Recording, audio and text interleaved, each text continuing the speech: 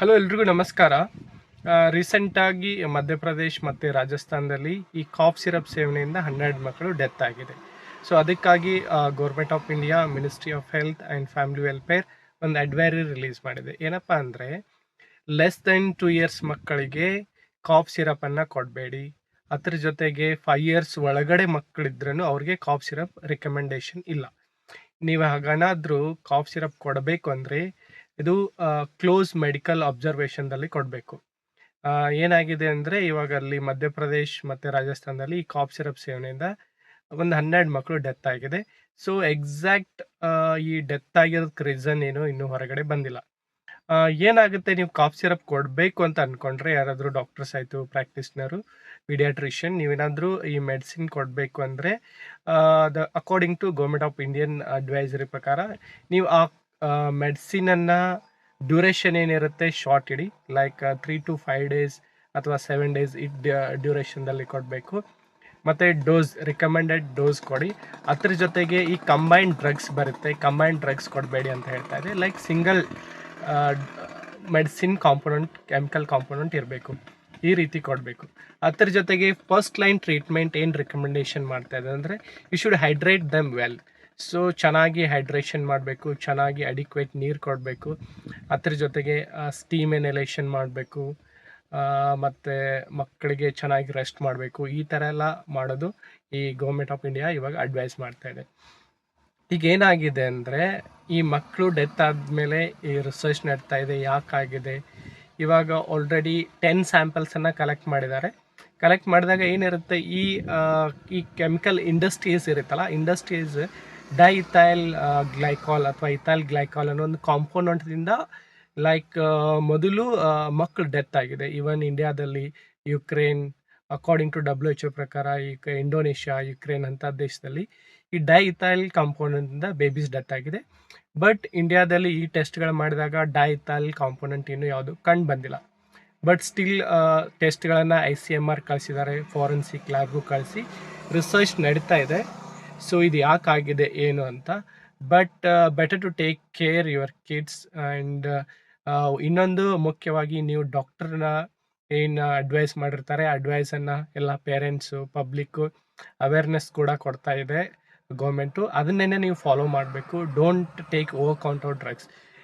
ಏನೋ ಕೆಮ್ಮಿದೆ, ಕಫ ಇದೆ, ಫೀವರ್ ಇದೆ ಅಂತ ನೀವೇ ಹೋಗಿ ಮೆಡಿಕಲ್ ಸ್ಟೋರಲ್ಲಿ ಹೋಗಿ ಮೆಡಿಸಿನ್ ತಂದು ಮಕ್ಕಳಿಗೆ ಕೊಡಬೇಡಿ. ಮುಖ್ಯವಾಗಿ ಮಕ್ಕಳನ್ನು ಮನೇಲಿ ಇಟ್ಟಿರ್ರಿ, ರೆಸ್ಟ್ ಮಾಡಿ, ಚೆನ್ನಾಗಿ ನೀರು ಕೊಡ್ರಿ.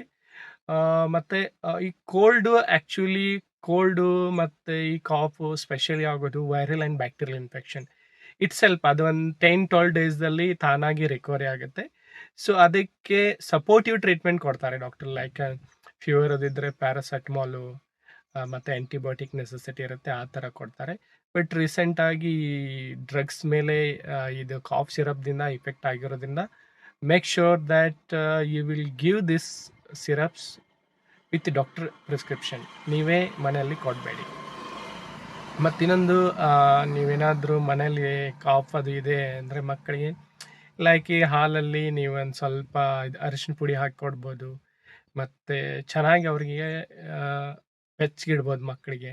ಮತ್ತು ನೋಡಿ, ಏನೋ ನೀವು ಆಯುರ್ವೇದಿಕ್ಕು ಅಥವಾ ಏನಾದರೂ ಹೋಮಿಯೋಪತಿಕ್ಕು ಹೋಮ್ ರೆಮಿಡೀಸ್ ಕೊಡ್ತಾ ಇದ್ದರೆ ಮೇಕ್ ಶ್ಯೂರ್ ದ್ಯಾಟ್ ಅದು ಚೆನ್ನಾಗಿದೆ ಇಲ್ಲ ಡ್ರಗ್ಸನ್ನು ನೋಡಿಕೊಡಿ. ಮತ್ತೆ ಚೆಸ್ಟ್ ಕಂಜೆಷನ್ ಆಗಿ ಮಕ್ಕಳಲ್ಲಿ ಈ ಇಫೆಕ್ಟ್ ಆಗೋ ಸಾಧ್ಯತೆ ಇರುತ್ತೆ. ಈ ಮಕ್ಕಳಲ್ಲಿ ಸ್ಟಡೀಸು ಮಾಡಿದಾಗ ಈ ಪೇಷಂಟ್ಸ್ ಏನು ಕಾಫ್ ಸಿರಪ್ ತೊಗೊಂಡಿರೋ ಈ ಪೇಷಂಟ್ದಲ್ಲಿ ಲೈಕ್ ಅವ್ರಿಗೆ ರೀನಲ್ ಫೇಲ್ಯೂರ್ ಆಗಿ ಮತ್ತು ಆಲಿಗೋಯೂರಿಯಾ, ಅನ್ಯೂರಿಯಾ ಅಂದರೆ ಯೂರಿನ್ ಕಡಿಮೆ ಆಗಿ ಲೈಕ್ ಈ ಬೇಬೀಸ್ಗಳು ಡೆತ್ ಆಗಿದೆ. ಸೊ ಎಕ್ಸಾಕ್ಟ್ ಕಾಸ್ ಏನು ಗೊತ್ತಾಗ್ತಾ ಇಲ್ಲ. ಬಟ್ ಸ್ಟಡೀಸ್ ಏನು ಬರುತ್ತೆ ಅಂತ ವೆಯ್ಟ್ ಮಾಡಬೇಕು ಗೌರ್ಮೆಂಟ್ದಿಂದ. ಬಟ್ ಮೇಕ್ ಶ್ಯೂರ್ ನೀವು ಮನೆಯಲ್ಲಿ ಮಕ್ಕಳಿಗೆ, ನಾನು ಪದೇ ಪದೇ ಹೇಳ್ತಾ ಇದ್ದೀನಿ, ಮಕ್ಕಳಿಗೆ ಚೆನ್ನಾಗಿ ನೀರು ಕೊಡಿಸಿ, ಹೈಡ್ರೇಟ್ ಮಾಡಿ, ರೆಸ್ಟ್ ಮಾಡಿ, ಮತ್ತು ಅವ್ರ ಸ್ಟೀಮ್ ಇನ್ಹಲೇಷನ್ ಕೊಡಿ. ಸೊ ಜಾಸ್ತಿ ಏನು ಮಾಡಬೇಡಿ. ನಿಮ್ಗೆ ಏನಾದರೂ ಜಾಸ್ತಿ ಕಾಂಪ್ಲಿಕೇಶನು ಏನಾದರೆ ಮಕ್ಕಳನ್ನು ಹಾಸ್ಪಿಟಲ್ ಕರ್ಕೊಂಡು ಹೋಗಿ ಸೊ ಡಾಕ್ಟ್ರಿಗೆ ಕನ್ಸಲ್ಟ್ ಮಾಡಿ ಮೆಡಿಸಿನ್ಸನ್ನು ಕೊಡಿ. So thank you for watching this video. So ಇದಷ್ಟು ಇನ್ಫಾರ್ಮೇಷನ್ ನನಗೆ ಹೇಳಬೇಕನ್ಸಿತ್ತು. ನಾನು ಇವತ್ತು ನ್ಯೂಸ್ ಓದಬೇಕಾದ್ರೆ ಟೈಮ್ಸ್ ಆಫ್ ಇಂಡಿಯಾದಲ್ಲಿ ಲೈಕ್ ಇದು ರಿಪೋರ್ಟಿಂಗ್ ಆಗಿದೆ, ಲೈಕ್ 12 ಡೆತ್ ಆಗಿದೆ ಅಂತ.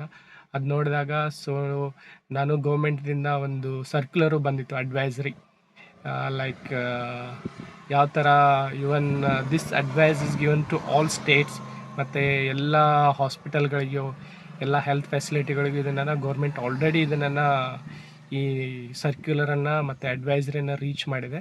ಅದಕ್ಕಾಗಿ ಈ ಥರ ಆಗ್ತಾಯಿತ್ತು, ಇದೊಂದು ವಿಡಿಯೋ ಮಾಡಬೇಕನ್ಸಿತ್ತು, ಹಾಗಾಗಿ ಇದು ವಿಡಿಯೋ ಮಾಡಿದ್ದೀನಿ. ಸೊ ನಿಮ್ಗೆ ಏನಾದರೂ ವಿಡಿಯೋ ಇಷ್ಟ ಆದರೆ ಲೈಕ್ ಮಾಡಿ, ಫಾಲೋ ಮಾಡಿ, ಸಬ್ಸ್ಕ್ರೈಬ್ ಮಾಡಿ. So don't forget to send to the someone this they really need. So thank you one and all.